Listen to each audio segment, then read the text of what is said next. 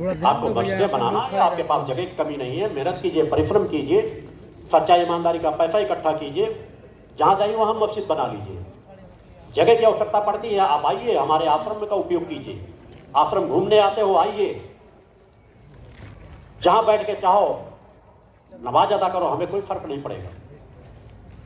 हमारे धार्मिक स्थलों को अच्छे कार्यों के लिए उपयोग करना चाहे हर पर समर्पित है, पर हर जिहादी मानसिकता का विरोध है और फिर डट कर विरोध करना चाहिए। नहीं, ये आतंकवादी मानसिकता के लोग इस्लाम धर्म को ही नष्ट करते चले जा रहे हैं और आप स्वयं आगे देखोगे। मैंने बहुत पहले भविष्यवाणी की थी, इस्लामिक कंट्रियों की बहुत बड़ी क्षति आने वाले भविष्य में मैं देख रहा हूं। अपने देश के भी इस्लाम धर्म के सच्चे मुसलमानों से आग्रह करना चाहता हूं कि अपने बच्चों को कभी जिहादी मानसिकता में मत जाने दो, उन्हें आक्रामकता मत सिखाओ, उन्हें मुल्ला मौलवियों के ऐसे चक्कर में मत पड़ने दो जो कहते हैं किसी का गला उतार दो, किसी को तड़पा तड़पा के मारोगे तो जब खुदा के पास जाओगे तो वहां 72 हूरें मिलेंगी। तो आपका खुदा क्या यही कार्य करता है? जहां तक मैं जानता हूं, कोई भी ईश्वरीय सत्ताएं किसी को उन्हीं के बनाए हुए लोगों पर तड़प तड़प के मारने के लिए कभी नहीं कह सकता, जिहाद करने के लिए कभी नहीं कह सकता, काफिर नहीं मान सकता। जो जिस धर्म को मानते हैं वो सभी धर्मों को मानते हैं।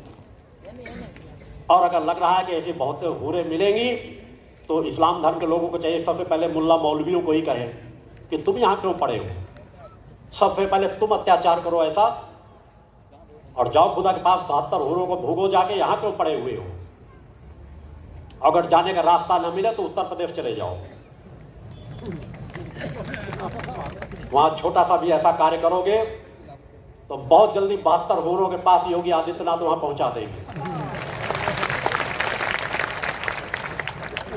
योगी आदित्यनाथ का मॉडल बहुत अच्छा, अंकुश लगा दिया इन अन्यायियों, अत्याचारियों, जिहादी मानसिकता के लोगों में। अत्याचार करके हमारे देश पे शासन करना चाहते हैं, जिहाद करना चाहते हैं, यहाँ के मुसलमानों को शांति नहीं रहना चाहते, यहाँ के मुसलमानों के बच्चों को भटकाते हैं, एक से एक आतंक के पर्याय बन जाते हैं, शहर के शहर, प्रदेश के प्रदेश में आतंक मचा करके रख देते हैं। कौन लगाएगा अंकुश इन लोगों पर? अतः सरकारों को ऐसे मॉडल को स्वीकार करना चाहिए, हर प्रदेश में ऐसे मॉडल होने चाहिए। योगी आदित्यनाथ की एक चेतना ही है। दादाजी कुछ लोगों ने कहा कि मोदी जी को बहुत बड़ा खतरा है, मोदी जी को आतंकवादी मार देना चाहते हैं। मैंने कहा कोई बहुत बड़ा ज्ञानी होगा तभी मारेगा, मूर्ख होगा तभी मारेगा, क्योंकि जब तक मोदी जी है तब तक कुछ शुक्र मनाओ, वो सबके साथ सबके विकास की बात करते हैं। और मोदी की जगह कहीं योगी पहुंच गया तो तुम्हारा क्या होगा सोच लेना।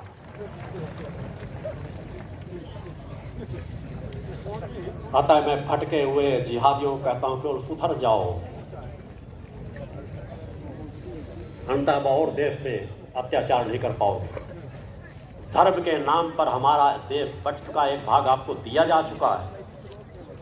अगर आपको यहां अच्छा नहीं लगता तो वहां चले जाइए जो भाग आपके धर्म के नाम पर दिया गया है। यहां रहना अपने धर्म के को मानिए, करिए, सम्मान के साथ। कहीं कमियां आ रही हो, भक्ति मानव कल्याण संगठन आपकी सहायता करेगा, मगर जिहादी मानसिकता को लेकर के नहीं। हजारों हिंदुओं के बीच अगर एक मुसलमान परिवार रह रहा होगा तो कभी प्रताड़ित नहीं किया जाता, सम्मान के साथ रहता है। मगर अगर 10-20 मुसलमान परिवारों के पास अगर एक हिंदू परिवार रह रहा होगा तो उसको रहना मुश्किल कर दिया जाता है। कहीं ना कहीं सोचना होगा, अगर नहीं सोचेंगे तो जिहादी मानसिकता के लोग स्वयं अपना ही पतन कराएंगे। समय बदल चुका है, युग बदल रहा है, मगर उसके साथ हमें अपने आप को बदलते रहने की जरूरत है। अनीति अन्याय अधर्म का मुखर होकर के विरोध करो, जिहादी मानसिकता का विरोध करो। अपने भी गलत कर रहे हो तो उसका भी विरोध करो। चले जाइए, चले ये नहीं दूसरे के धर्म के लोग ही गलत हैं, हमारे धर्म के लोग गलत नहीं। हमारे धर्म के लोगों ने अगर गलत ना किया गया होता तो हमारे सोमनाथ के मंदिर न तोड़े जाते। उन्हें मंदिरों का दिया हुआ खाते रहे, और जब आक्रांताओं ने आक्रमण किया तो भगवान उनकी आंखें फोड़ देंगे, भगवान उन्हें दंड दे देंगे। अगर सब उतर पड़ते कि भगवान हमारे माध्यम से कार्य करेंगे, उनका डट कर मुकाबला करते, तो कोई आक्रांता हमारे भारतवर्ष में राज्य न कर पाता। ये वीर साथी राजा महाराजा जो मारे गए हैं तो सामने की लड़ाई में नहीं मारे गए, आक्रांताओं ने अन्याय के साथ छिपकर पीठ पीछे वार करके उन्हें क्षति पहुंचाई। तो अपनी तलवारों की धमकियां देते हैं। मैं याद दिलाना चाहता हूं, छत्रपति शिवाजी की तलवार याद रखनी चाहिए, महारानी लक्ष्मीबाई की तलवार याद रखनी चाहिए। सनातनियों को तलवार चलाना भी आता है, दूसरों की रक्षा करना भी आता है, अपनी रक्षा करना भी आता है। अतः हमारे सनातनियों को कोई धमकी देने का प्रयास न करें। हम जब अपने में आ जाएंगे तो सब कुछ करने की सामर्थ्य रखते हैं।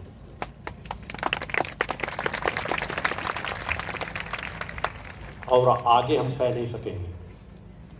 मगर उससे ज्यादा मैं अपने धर्म क्षेत्र के मार्गदर्शकों को बार बार आग्रह करता हूं कि सौभाग्य से अगर तुम्हें धर्मगुरु बनने का सौभाग्य मिला है, किसी मठ मंदिर के प्रमुख बनने का सौभाग्य मिला है, तो पूरी सामर्थ्य अपने आत्म कल्याण में पहले लगा दो कि तुम चेतनावान बनो और समाज को चेतनावान बनाने के लिए कार्य करो।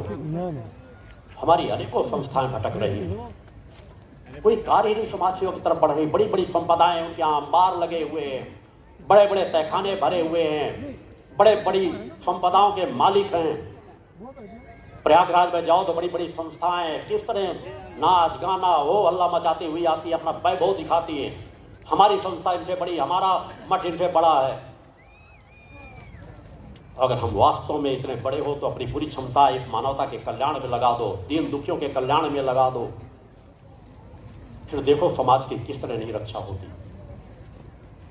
साधु संतों को पीट पीट करके मार डाला जाता है, हमारी बड़ी बड़ी संस्थाएं आवाज नहीं उठाती। हमारे शंकराचार्यों को, सम्मानित शंकराचार्यों को मुखर होकर के आवाज उठानी चाहिए। अनित अन्याय अधर्म के विरुद्ध आवाज उठानी चाहिए। समाज को नशा मुक्त होने के लिए आवाज उठानी चाहिए। गौ संरक्षण के लिए आवाज उठानी चाहिए। नारी के सम्मान के लिए आवाज उठानी चाहिए। वे मुखर होकर के आवाजें कहीं सुनाई नहीं देती। गौशालाओं के गौओं का कल्याण नहीं होने वाला कि छोटी छोटी गौशालाएं बना दी जाएं। अरे शेर, चीते, भालू, भेड़ों को तो हम उनके बड़े बड़े भूखंड दे रहे हैं। शेरों का अभ्यारण्य है, बड़े बड़े जंगल घेर देते हैं, उनकी बड़ी बड़ी तस्वीरें, उनके लिए पूरी सुरक्षा गार्ड लगे होते हैं। बाहर से भी चीते ला ला करके उनकी सुरक्षा में क्या क्या नहीं करते। हमारे देश के प्रधानमंत्री भी करते हैं, मैंने तब भी आवाज उठाई थी। किन चीतों को ला ला करके बड़े बड़े क्षेत्र देने की आवश्यकता नहीं है। आज वर्तमान में आवश्यकता है कि बड़े बड़े भूखंड जंगलों के भूभागों को घेर करके उन्हें गौ अभ्यारण्य में बदला जाए। गायों को छोटी छोटी गौशालाओं में वह सुख नहीं प्राप्त हो सकता। उनके लिए बड़े बड़े, हर जिले में बड़े बड़े भूखंड होने चाहिए। ना मालूम कितना जंगल विभाग की जगह बेकार पड़ी हुई हैं, वहां पर पानी चारे की ऐसी उपलब्धता कराई जाए। उनके लिए अलग से, जब आप जंगल की सुरक्षा के लिए, पेड़ चीतों के लिए सुरक्षा के लिए अलग गार्ड लगा देते हो, तो क्या गौओं की सुरक्षा के लिए नहीं लगा सकते? बड़े बड़े क्षेत्र उनको गौ अभ्यारण्य के रूप में बनाइए। समाज सेवक वहां जाकर गौओं की सेवा करेंगे जिनको करना होगा। आपको केवल शुरुआत करनी है। गौओं के नाम पे दान दक्षिणा देने वालों की कमी नहीं होगी, चारा पानी पहुंचाने वालों की वहां कमी नहीं होगी। अच्छे गौएं तैयार हो। कोई भी व्यक्ति आकर के गौओं को अपने दूध घी खाने के लिए घर ले जाना चाहता है, उसके नाम पे अलॉट कीजिए। वह दूध घी खाए और दूध देना बंद कर दे गौएं, तो फिर वहां भेज दे, तो गौ वंश की रक्षा होगी। वो कसाईयों के यहां कटने के लिए नहीं जाएगी, उससे आय भी बढ़ेगी, लोग दूध घी भी खाएंगे, स्वस्थ भी होंगे, चैतन्य भी होंगे। अतः हर सरकारों से मेरी मांग है कि गायों को गौशालाओं से ऊपर सोचिए। गौशालाओं में संरक्षण नहीं हो सकता। हमने गौशालाओं की दुर्दशा देखी है। गौ संरक्षण की बात करने वाले लोगों के शासनकाल में देखिए कि गौएं किस तरह गौशाला में मरी हैं, कीचड़ में फंसी पड़ी है, देख रेख नहीं हो रहा। अतः गौओं के नाम पे दिखावा ना हो। गाय को अगर हम माता कहते हैं तो माता के नाम पे कुछ स्थान दीजिए। उनका अधिकार है इस धरती पर। उन्हें बड़े बड़े भूखंड लाट कीजिए, उन्हें वहां पर वो सब संसाधन दीजिए, तभी गाय का सम्मान होगा। उस दिशा में कार्य करने की आवश्यकता है, तभी हमारे सनातन धर्म की रक्षा हो, नारी का सम्मान हो। इसके लिए नशा मुक्त समाज का निर्माण करें।